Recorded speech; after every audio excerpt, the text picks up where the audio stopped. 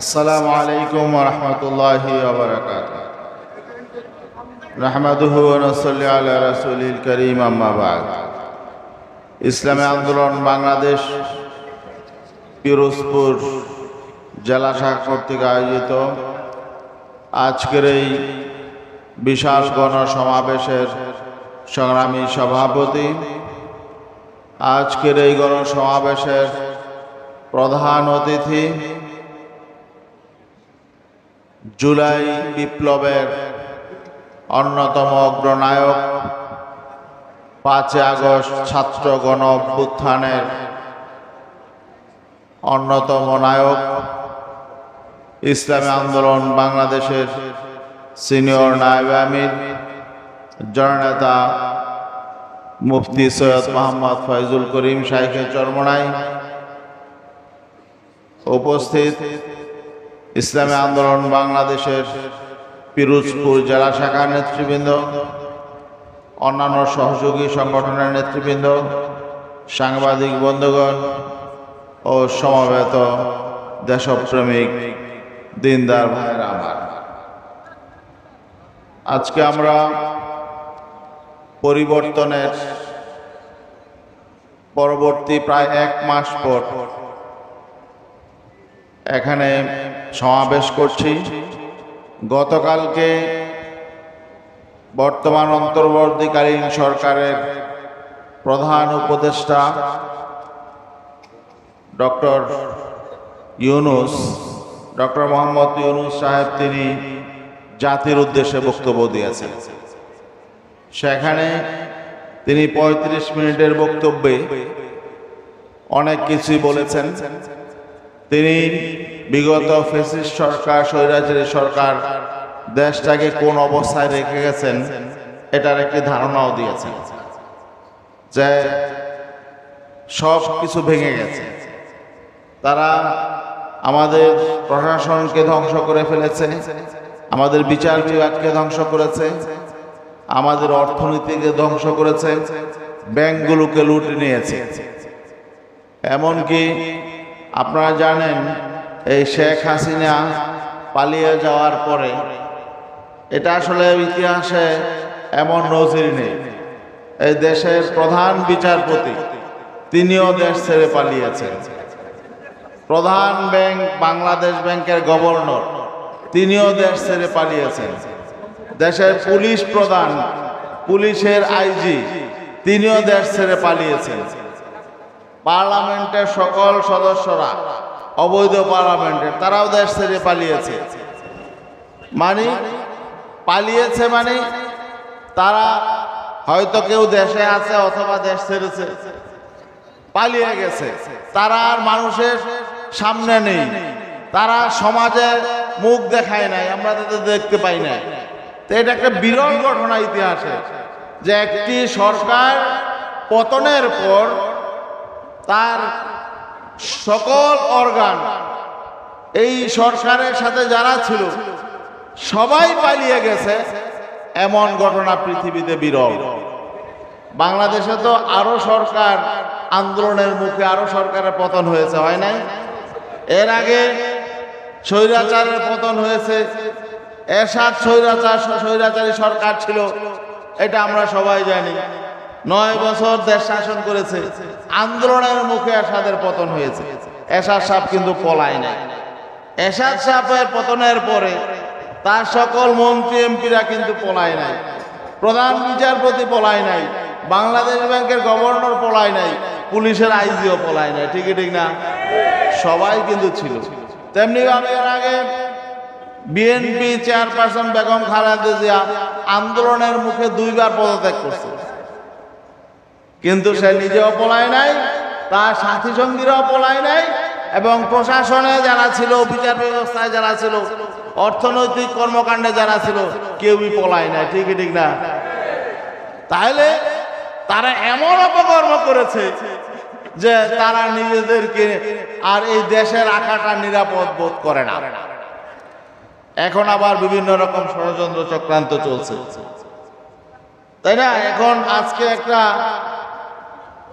Record পাইলাম, phone record, যে আওয়ামী লীগের এই পতিত সরকারের কথিত প্রধানমন্ত্রী শেখ হাসিনা সে আওয়ামী লীগের একজন প্রবাসী নেতার সাথে টেলিফোনে কথা বলছেন, সে নাকি সীমান্তে কাছাকাছি আছেন, চট করে নাকি চলে আসবেন, সে নাকি যে কোনো সময় চট করে আবার দেশে চলে আসবেন।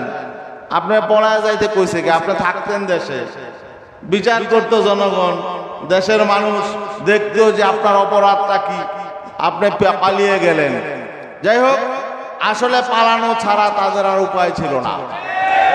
এখানে একটা বিষয় হলো, মানুষ ভেবেছিল আওয়ামী লীগ চলে গেলে গণ আন্দোলনের পরে দেশে গৃহযুদ্ধ লেগে যাবে, কিন্তু আমরা কি দেখলাম? আওয়ামী লীগের একজন নেতাও কিন্তু মারা যায় না, মরেছে। অত তুফায়েল আহমদ বলেছিলেন আওয়ামী লীগের যেদিন পতন হবে ওই দিনই 1 লাখ মরবে। তারপর আরেক নেতা বলছে যে একদিনেই 10 লাখ মারা যাবে, ঠিকই ঠিক না?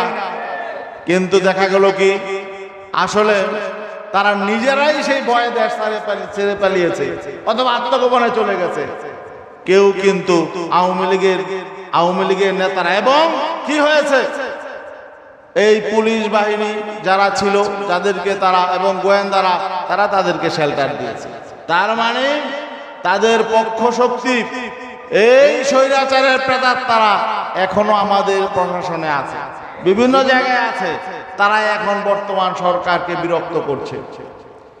তো মানুষ ভেবেছিল, আন্তর্জাতিক বিভিন্ন মহলে প্রচারণা চালানো হয়েছিল শেখ হাসিনা চলে গেলে দেশে গৃহযুদ্ধ শুরু হয়ে যাবে, কিন্তু আল্লাহর মেহেরবানি 1 মাস আলহামদুলিল্লাহ, হ্যাঁ কিছু বিচ্ছিন্ন ঘটনা ঘটেছে, কিন্তু বড় ধরনের কোনো সংকট তৈরি হয় নাই। অনেকে বলেছিল তাদের আওয়ামী লীগেরই বিভিন্ন রকম ফ্যাসিস্টের সহযোগীরা বলেছিল শেখ হাসিনা গেলে দেশ চালাবে কি, মানে শেখ হাসিনার বিকল্প তারা দেখে নাই। শেখ হাসিনা দাম্ভিকতার সাথে নিজেও বলেছিল যে আমি চলে গেলে এখানে আসবে কে, বসবে কি, বিকল্প প্রধানমন্ত্রীকে কি বলে নাই? তাহলে এখন যিনি দেশ চালাচ্ছেন প্রধান উপদেষ্টা, তিনি শেখ হাসিনার চেয়ে ভালো না খারাপ? শতগুণে ভালো। হ্যাঁ, আমরা কাউকে বলি না যে দোষ ত্রুটির ঊর্ধ্বে, তারও দোষ আছে, কিন্তু সে বলছে আমার যদি দোষ থাকে আপনারা তা বলেন, মিডিয়াকে বলছে আমার সমালোচনা করেন। এবং তিনি গতকালকে এই গত দীর্ঘ 16 বছর এই সরকার, ফ্যাসিস্ট সরকার, পতিত স্বৈরাচারী সরকার যে দেশের যে অবস্থা করেছে এর একটা চিত্র আমাদের সামনে তুলে ধরেছেন, এবং এগুলো মেরামতের জন্য তিনি পরিকল্পিত কিছু পরিকল্পনা আমাদের সামনে তুলে ধরেছেন। 6টি মৌলিক জায়গায় সংস্কারের জন্য তিনি 6টি কমিশন গঠন করেছেন, এবং তিনি বলেছেন আমাদের প্রতি, রাজনৈতিক দলগুলোর প্রতি, জনগণের প্রতি আহ্বান জানিয়েছেন যে আপনারা আমাকে সংস্কারের দায়িত্ব দিয়ে ঘুমিয়ে থাকবেন না। তা আমরা কি ঘুমিয়ে থাকবো?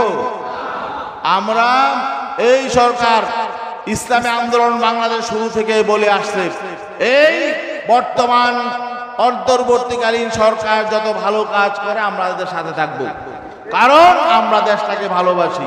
আমরা চাই বিগত 53 বছর এই দেশে যারা ক্ষমতায় ছিল তারা এই দেশকে, দেশের মানুষের অধিকার প্রতিষ্ঠা করতে পারে নাই, এই অবস্থা যাতে আর আগামীতে ফিরে না আসে। এই জন্য আমরা সামগ্রিক সংস্কার চাই, আমরা সংবিধানের সংস্কার চাই, আমরা বিচার ব্যবস্থার সংস্কার চাই, আমরা নির্বাচন পদ্ধতির সংস্কার চাই, আমরা রাজনৈতিক দলগুলোর মধ্যে সংস্কার চাই।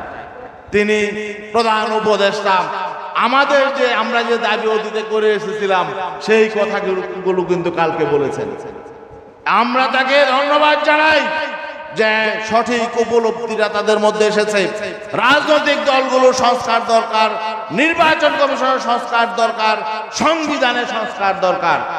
আর আমরা আমাদের নেতা পীর সাহেব চরমরাই ইসলামী আন্দোলন বাংলাদেশ যে ঐতিহাসিক প্রস্তাব দিয়েছে নির্বাচন ব্যবস্থা সংস্কারের ব্যাপারে, সেটা কি সংখ্যানুপাতিক নির্বাচন পদ্ধতি, পিআর সিস্টেমের নির্বাচন, প্রপোর্শনাল রিপ্রেজেন্টেশন সিস্টেমের নির্বাচন, আমরা সেই নির্বাচন পদ্ধতি চাই।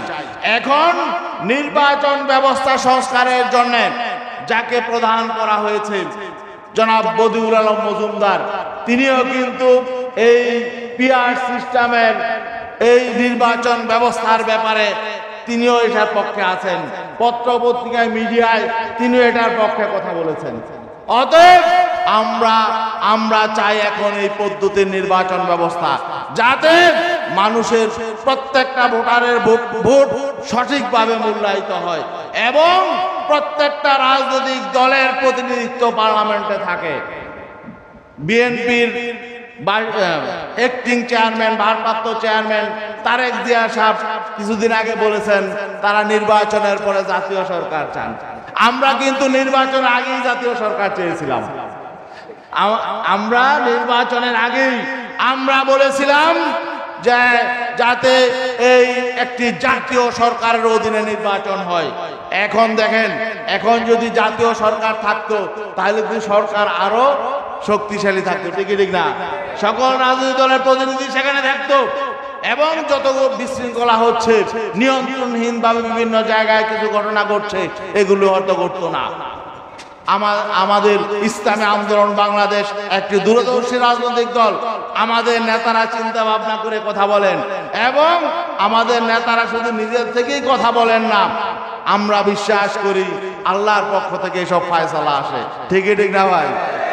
এই জন্যই আজকে আমরা যেসব কথাও দিতে বলে গিয়েছিলাম, বর্তমান এই অন্তর্বর্তীকালীন সরকারের উপদেষ্টাগণ সেসব কথা বলছেন। কারণ হলো কি, আমরা ভালো চেয়েছিলাম আর তারাও আমরা এখন দেখতে পাচ্ছি তারা দেশটাকে ভালোর দিকে নিয়ে যাচ্ছে। এখন আমাদের জনগণকে ঐক্যবদ্ধ করতে হবে। জনগণ যাতে আগে যারা বিগত দিনে যারা দেশ পরিচালনা করেছে 1971-এর পর থেকে নিয়ে গত 53 বছর যারা দেশ শাসন করেছে তিনটি রাজনৈতিক দল, আওয়ামী লীগ, জাতীয় পার্টি এবং বিএনপি, ঠিক না ভাই? এই তিনটি রাজনৈতিক দল কেমন শাসন করে, তাদের চরিত্র কি, তাদের শাসন ব্যবস্থা কি, তারা জনগণকে কি দিতে পারে, নতুন করে তাদের জনগণের সামনে বলার কিছু নাই। কারণ জনগণ তাদেরকে পরীক্ষা করেছে, ঠিক না ভাই? অতএব আমরা পরিষ্কার বলতে চাই, বিগত দিনে তারা জনগণের অধিকার ফিরিয়ে দিতে পারে নাই, তারা দুর্নীতি বন্ধ করতে পারে নাই। কালকে একজন বিএনপি নেতার সঙ্গে আমার টক শো হয়েছে একটা টিভি চ্যানেলে। তো টক শোর ফাঁকে আমি বললাম যে ভাই এগুলো কি, আপনাদের লোকজন থামান না কেন? উনি বললেন যে ভাই বিএনপি তো একটা সুবিধাবাদী দল, তো এইখানে মানুষ আসেই হলো এই মন্ত্রী এমপি হওয়ার জন্য আর ব্যবসা বাণিজ্যের সুবিধা পাওয়ার জন্য। অকপটে নেই কথা বলা, মানে এটা আসলে উনি ফাঁকে বলছেন আর কি। তাতে বুঝলাম যে আসলে এই দলে সুবিধাবাদীরা ছাড়া এই দল তো করার কথা না, কারণ তাদের টপ টু বটম কোথাও কোনো নিয়ন্ত্রণ নাই। টপ টু বটম কোথাও কোনো নিয়ন্ত্রণ নাই, চাঁদাবাজি চলছে। দেখেন, একজন উপদেষ্টা বলেছেন, অর্থ উপদেষ্টা বলেছেন চাঁদাবাজি বন্ধ হয় নাই, বরং হাত বদল হয়েছে। চাঁদাবাজির কি হয়েছে? হাত বদল হয়েছে। আমরা উপদেষ্টাদেরকে বলতে চাই, চাঁদাবাজি বন্ধ করার দায়িত্ব কিন্তু আপনাদের। আপনারা কারা চাঁদাবাজি করে তাদেরকে ধরুন, তারপরে দেখি তাদের পক্ষে কারা আছে। যত বড় নেতা হোক, আগে ছোট চাঁদাবাজ ধরলে এর পেছনে কেটা আছে বোঝা যাবে। প্রত্যেকটা এলাকায় কে চাঁদাবাজি করে, কার শেল্টারে চাঁদাবাজি করে, এগুলো আপনারা ধরুন। যৌথ বাহিনী কি করছে আমরা দেখছি।